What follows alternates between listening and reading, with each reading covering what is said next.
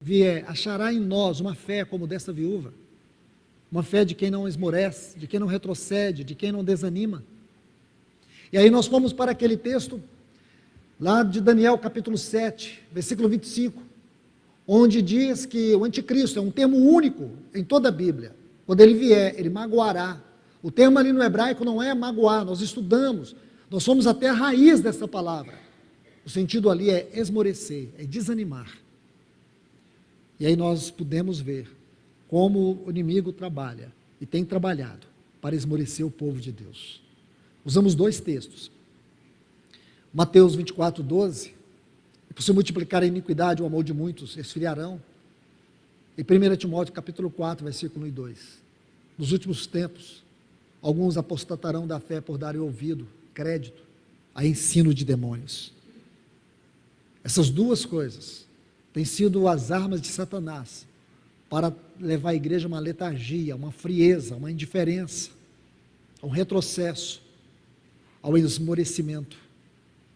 O Senhor busca, nesse tempo, encontrar um remanescente que está disposto a ainda manter viva a chama do verdadeiro evangelho. Nós não temos que moldar nossa forma de culto, porque o mundo mudou.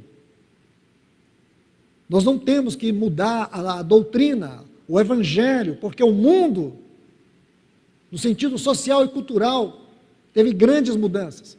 Nós ainda continuamos com o evangelho, é o poder de Deus para a salvação. O que salva é o evangelho, não é músicas, não é teatro. O que salva é o evangelho. O evangelho tem que ser pregado por profetas, mestres, e não por coaches, animadores de auditório. O evangelho tem que ser pregado por homens que decidem primeiro orar, colocar suas vidas diante de Deus. Não homens que simplesmente buscam no meio acadêmico, ou seja, de uma forma secular, ou confiando na sua própria capacidade, uma mensagem para pregar. Mas aqueles que têm a humildade de se colocar diante de Deus e dizer: Senhor, passa sobre mim tua palavra, fale a tua igreja. Então é isso, irmãos.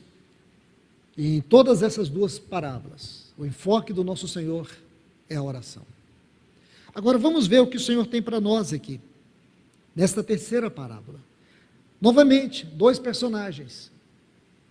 Um é fariseu. Os fariseus, eles eram de um partido religioso. Eles eram aqueles que guardavam a lei no sentido exato da interpretação. Eles eram legalistas. Os fariseus, eles eram extremamente legalistas.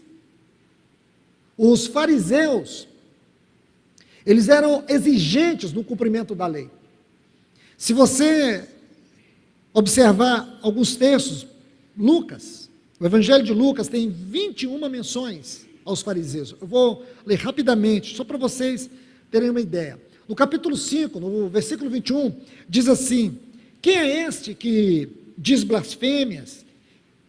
Quem pode perdoar pecado senão Deus? Os fariseus estavam censurando Jesus. Então, veja bem, não havia um grupo que se opôs de maneira tão veemente para julgar, para acusar, para perseguir de maneira espiritual, de maneira religiosa, nosso Senhor como os fariseus. Olha o que eles dizem aqui: quem é esse que diz blasfêmias?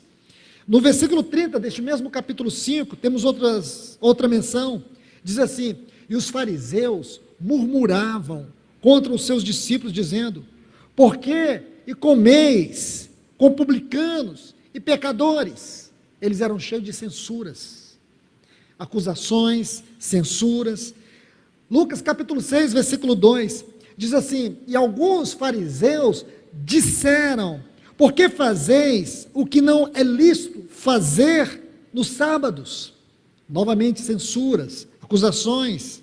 Capítulo 11, versículo 39, e o Senhor lhe disse: agora vós, os fariseus, limpais o exterior do copo e do prato, mas o vosso interior está cheio de rapina e maldade. Nosso Senhor agora está mostrando Quem eram eles?